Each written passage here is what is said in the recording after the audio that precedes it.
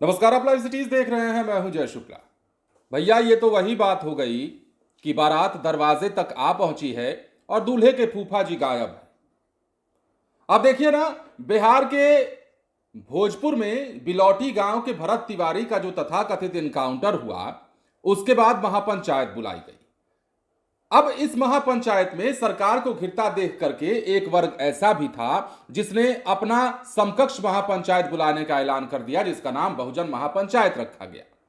अब इस महापंचायत के सर्वे सर्वा कह सकते हैं कि जीतन राम मांझी को माना जा रहा था, क्योंकि जीतन राम मांझी बढ़ चढ़कर बयान भी दे रहे थे और उन्होंने पहले अनाउंस भी कर दिया था कि 5 जुलाई को भोजपुर में होने वाले बहुजन महापंचायत में हम जाएंगे। इसमें सबको आह्वान किया गया था। बहुजन महापंचायत में पिछड़ा, अति पिछड़ा, दलित, अल्पसंख्यक, आदिवासी सबको बुलाया गया था और एकजुटता दिखाने का प्रयास किया जा रहा था। इसके साथ ही इसके पीछे का कारण एक और बताया जा रहा था कि सरकार की जो छवि धूमिल करने की तथाकथित तौर पर कोशिश की जा रही है भरत तिवारी एनकाउंटर के बाद, उसको पाटने के लिए यह बहुजन महापंचायत बुलाया गया। चलिए, इतना तक तो आप शायद जानते होंगे, लेकिन अब जो हम बताने जा रहे हैं वो आपको हैरान करने वाला है, क्योंकि खबर जीतन राम मांझी के यू टर्न से जुड़ा हुआ है। ये वही जीतन राम मांझी हैं जिन्होंने भरत तिवारी के एनकाउंटर को बिना हिचकिचाए, बिना जबान लड़खड़ाए एक शब्द में यह कह दिया कि वो जिस प्रकार का अपराधी था उसे मारा जाना ठीक था। पुलिस को वेल्डन भी इन्होंने कहा था। इसके बाद बहुजन महापंचायत में जाने का ऐलान किया था, लेकिन अब जीतन राम मांझी ने यू टर्न लिया है। और सिर्फ यू टर्न नहीं लिया है, मतलब आपको लग रहा होगा कि जीतन राम मांझी नहीं जाएंगे। खबर सिर्फ इतनी नहीं है, खबर यह है कि जीतन राम मांझी ने यह भी कह दिया है कि बहुजन महापंचायत को फिलहाल स्थगित कर दिया जाए। किस बात से डरे हैं मांझी, वो भी हम आपको बताएंगे, और क्या डर जीतन राम मांझी के जहन में समा गया है वो हम आपको बताएंगे। अब आपको लग रहा होगा कि भोजपुर जाने से मांझी डर गए, ऐसी बात नहीं है। भोजपुर में महापंचायत होती तो जीतन राम मांझी जाते। हालांकि उस महापंचायत को स्थगित करने की मांग की गई है, स्थगित हुआ नहीं है। अब इस महापंचायत में न जाने को लेकर और इसे स्थगित करने को लेकर जो जीतन राम मांझी ने दलीलें दी हैं वो आपको समझना चाहिए।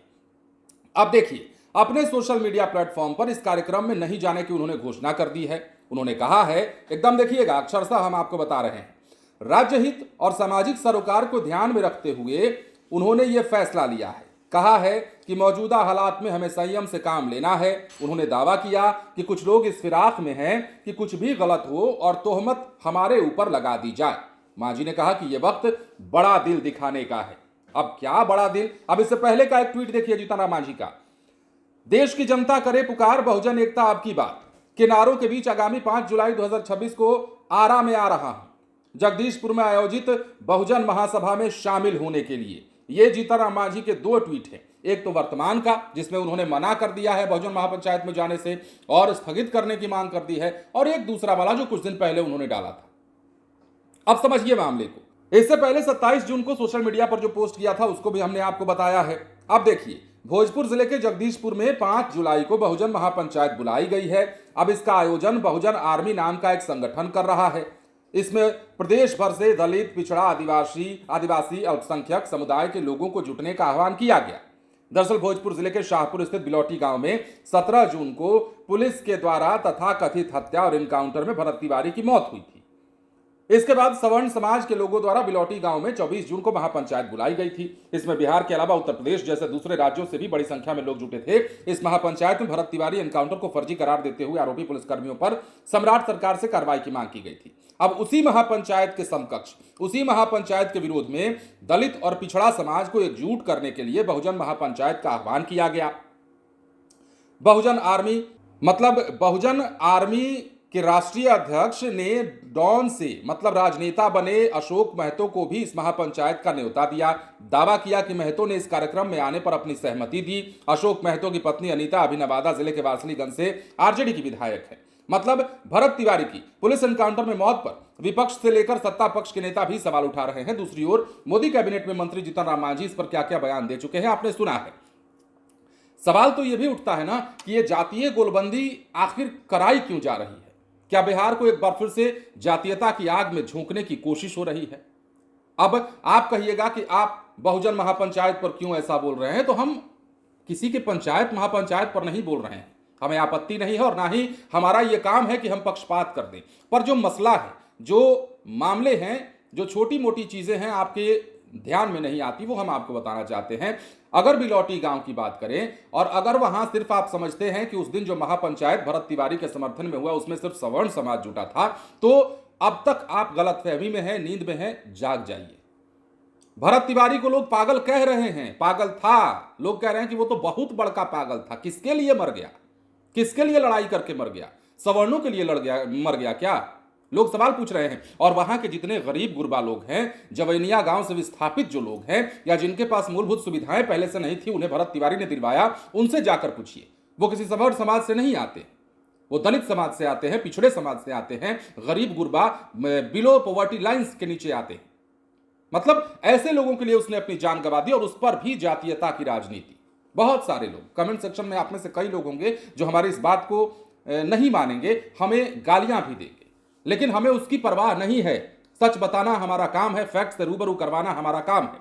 जीतन राम मांझी ने खबर यह है कि अब यू टर्न ले लिया है, अब वो बहुजन महापंचायत में 5 जुलाई को जगदीशपुर नहीं जाएंगे। इसके पीछे उन्होंने दलील दी है कि लोग एक मौके की ताक में हैं, वो मौका मिल जाए तो हमारे ऊपर तोहमत लगा दिया जाएगा, डर इस बात का है। अब इसके पीछे की क्या पटकथा है, इसके पीछे उनकी क्या सोच है, ये वो जाने। लेकिन मांझी का इस प्रकार का यू टर्न ये बताता है कि कहीं ना कहीं से उन पर दबाव तो पड़ा है। अब यह दबाव कहां से पड़ा है, यह दबाव कहां से मिला है, ये वो बताएंगे। लेकिन फिलहाल बड़ी खबर बिहार की सियासत से, जातीयता को गोलबंदी करने का ये जो सिस्टम चल पड़ा है बिहार में, अब उसको जो है देखा जाने लगा है। गांव गांव में चर्चा होने लगी है और लोग पूछने लगे हैं कि क्या बिहार एक बार फिर से जातीयता गोलबंदी करके अलग अलग भागों में बंट जाएगा। एकता की बात कोई नहीं करता, फलानी जात और फलानी जात हम सब एक हैं की बात बहुत लोग करते हैं, लेकिन बिहार एक है, बिहार एक रहेगा की बात कोई नहीं करता। और हम किसी एक जाति विशेष की बात नहीं कर रहे हैं, हम मान लीजिए सिर्फ ब्राह्मण, यादव, भूमिहार, राजपूत की बात नहीं कर रहे हैं और ये नहीं कह रहे हैं कि इन सबको एक हो जाना चाहिए। हम कह रहे हैं कि पिछड़ा, अति पिछड़ा, दलित, महादलित जितने भी लोग हैं, चाहे फॉरवर्ड हो, बैकवर्ड हो, कम से कम बिहार को एकजुट रखने की जरूरत है। और ऐसे में सबको गलत पर गलत और सही को सही कहने का मादा होना चाहिए। सबके अंदर यह जोश और हिम्मत होनी चाहिए, यह गुर्दा होना चाहिए कि गलत अगर है तो उसे गलत कहा जाए। वहां जातीयता का रंग जब जहर बन करके खून में घुल जाता है तो लोगों की जुबान पर ऐसी ही बातें आती हैं। किसका एनकाउंटर हुआ, किसकी मौत हुई, वो बात भी छोड़ दीजिए, लेकिन जातीय गोलबंदी बिहार में जिस प्रकार हो रही है वो आने वाले सियासत को बहुत ज्यादा प्रभावित कर सकती है। और इसलिए हम कहते हैं कि जीतन राम मांझी ने जो यू टर्न लिया है वो किसके दबाव में लिया है, यह बड़ा सवाल है। अगर आपको पता है तो कमेंट सेक्शन में जरूर बताइएगा। बने रहे लाइव सिटीज के साथ। धन्यवाद।